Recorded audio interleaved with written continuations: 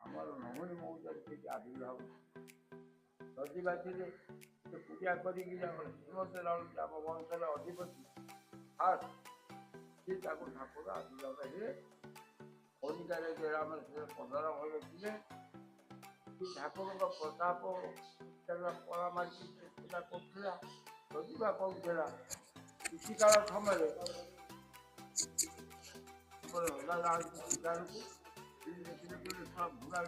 କଣ ଚାଲିଛି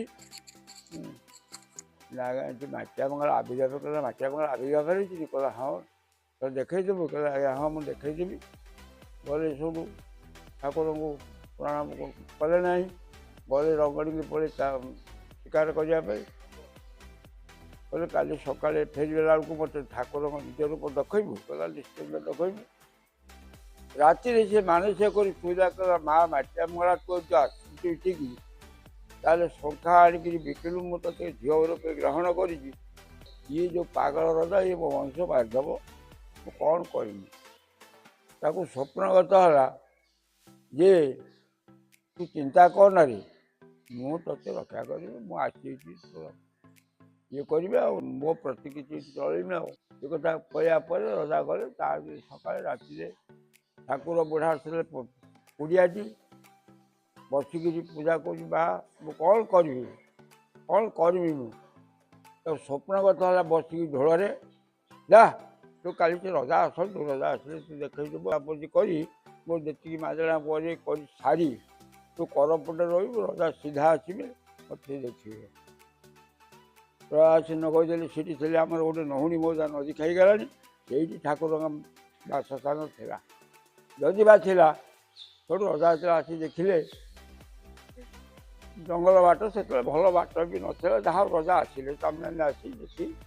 ସେତେବେଳେ ରଜାକୁ କବାଟ ମୁକୁଳା କରିଦେଇକି ପହଡ଼ ଖୁବ୍ ଟାଇଟ୍ କବାଟ ଥିଲା ସେମିତି ବିଶେଷ କିଛି ନଥିଲା ଠାକୁରଙ୍କର ଠାକୁର ରଜା ଯେତେବେଳେ ଆସିକିରି ଠିଆ ହେଇଗଲେ ଠାକୁର ତତ୍ତ୍ୱଧାମୂର୍ତ୍ତି ହେଇ ରଜାକୁ ଆବିର୍ଭାବ କଲେ ରଜା ପଛକୁ ଉଠି ଯାଇ ଏଇ ପୂଜକ କିଏ ଅଛ କହିଲା ଛାମ ମୁଁ କହିଲା କ'ଣ ଇଏ କ'ଣ କରିବୁ ଇଏ ପ୍ରକୃତ ଠାକୁର କ'ଣ ନେବୁ କହିଲା ଯାହା ଛାମୁ ଦେବେ ସିଏ ଗୋଟେ 7 ବାଟି 7 ଗୁଣ୍ଠୁ ତମେ ନିଷ୍କାର ଦେଇଥିଲା ତାକୁ ମାଜଣା ମୂଳ କରି ଶ୍ରୀମନ୍ତ ରାଉଳ ସିଏ ତାର ସେଇ ଦିନୁ ପ୍ରତାପ କରି ବହୁତ କଥା କରିକିରି ପୂଜା ପଦ୍ଧତି କଲା ପୁରୀକି ମଧ୍ୟ ବୁଢ଼ା ଯାଇଛି ଆମରି ବଂଶର ଉପାଧି ଯେ ହେଡ଼ ସେ ପୁରୀକି ଯାଇଛି ଦିନେ ସବୁ ପୂଜା କରୁଛି ସବୁ ଦିନେ ଠାକୁର ପ୍ରସନ୍ନ କଲେ ଆରେ ତୁ ପୁରୀକି ଯାଉନୁ ତାର ମା ମୁଁ ପୁରୀ କେମିତି ଯିବି ସିଏ ତାର ଶୂନ୍ୟମୟରେ ପୁରୀକି ଯାଇ ଅର୍ଧ ସମୟରେ ଆସିକି ଘରେ ଯେତେବେଳେ ପହଞ୍ଚିଲା ବୁଢ଼ୀ ପଚାରିଲା କହିଲା କେଉଁଠି ଯାଇଥିଲ ଏ ସମୟ କହିଲା ମୁଁ ଯାଇଥିଲି ପୁରୀ କହିଲା ପୁରୀ ଯାଇଥିଲ ଗୋଟେ କଥାବାର୍ତ୍ତା କରୁଛ କହିଲା ହେଇଲୋ ବେତ ବାଡ଼ି ବେତ ହେଇତ ମହାପ୍ରସାଦ ଠାରୁ ଯାହା ହଉ ସେଇ ଦିନଠାରୁ ତାର କିଛି ବଢ଼ି ବଢ଼ିକା ଚାଲିଛି ବହୁତ କଥା ଅଛି ହେଲାଣି ତାର ଭୋଗ হয় ନିତ୍ୟାନି ପୁଡ଼ି ପିଠା ପଣା ମଙ୍ଗଳବାର ବି হয় ପଣା ସଂକ୍ରାନ୍ତିରେ ବହୁ ଉତ୍ସବ କରାଯାଉଛି ବହୁତ ଲୋକ ସମାଗମ ହଁ ମୁଖ୍ୟ ପର୍ବ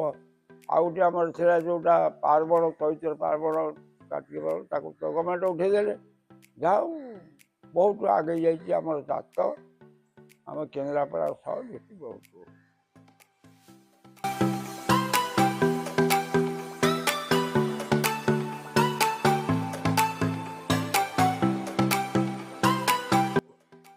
ମାଙ୍କର ଭୋଗ କ'ଣ ମାନେ ଲାଗି ହୁଏ କ୍ଷୀରି ଖେଚେଡ଼ି ବର୍ତ୍ତମାନ ବହୁତ ହଉଛନ୍ତି ରନ୍ଧା ଭୋଗ ହଉଛି ଆମିଷ ସବୁଦିନ ଆମିଷ ଖାଇଛୁ ତାର ଆବିର୍ଭାବ ଥିଲା ଆମିଷ ପୁରୀ ପିଠା ସବୁଦିନ ହଉଛି କିନ୍ତୁ ପୁରୀ ପିଠା ମଙ୍ଗଳବାର ଆଉ ସବୁ ଭୋଗ ଯଜମାନ ଆଣିଲେ ବହୁତ କାଲି ହେଇଥିଲା ବହୁତ ଭୋଗ ମୁଖ୍ୟ ହଉଛି ଆମିଷ ଭୋଗଟା ମୁଖ୍ୟ ଆଜ୍ଞା ଆମିଷ ଭୋଗଟା ମୁଖ୍ୟ ମାଙ୍କର ଆମିଷ ତ ଖରାଦିନ ଆଉ ମୁଁ ନ ଖାଇଲେ ମୁଁ ତ ଖାଇବି ଆମର ସବୁ ଆଗରେ ଥିଲା ଚପଲ ମଳ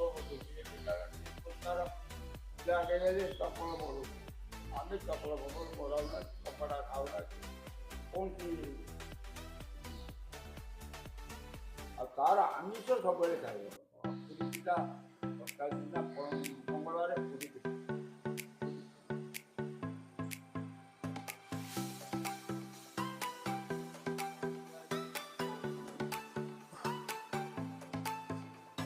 ମାଙ୍କର ମନ୍ଦିର, ମାଙ୍କର ମନ୍ଦିରକୁ ଆସିବା ପାଇଁ ଦିଟା ଗେଟ୍ ରହିଛି। ଏପଟେ ଗୋଟେ ଗେଟ୍ ରହିଛି ଏବଂ ଏପଟେ ଗୋଟେ ରହିଛି ଏବଂ ମନ୍ଦିର ମଧ୍ୟରେ ଭୋଗ ଦୋକାନ ମଧ୍ୟ ଅଛି। ଆପଣ ମନ୍ଦିର ଭିତରେ ହିଁ ମାଙ୍କ ପାଇଁ ପୂଜା ସାମଗ୍ରୀ ଭୋଗ ପାଇଯିବେ। ପରିସର ଭିତରେ ବୁଲୁ ବୁଲୁ ଆମ ନଜରକୁ ଆସିଥିଲା ଏବେ ଏମିତି ଗୋଟେ ଗଛ, କେବେ ଆମେ ଆଗରୁ ଦେଖିନଥିଲୁ। ଫଳ ଗୁଡ଼ିକ ଦେଖ ପୁରା ବଲ୍ ଭଳିଆ ହେଇଛି, ବଲ୍ ଆକାରର ହେଇଛି। ଏ ଗଛର ନାଁ ତ ଆମେ ଜାଣିନୁ, ସାଙ୍ଗମାନେ କିଏ ଜାଣିଥିବେ ଯଦି କମେଣ୍ଟ ମାଧ୍ୟମରେ ଆମକୁ ଟିକେ ଜଣାଇବେ।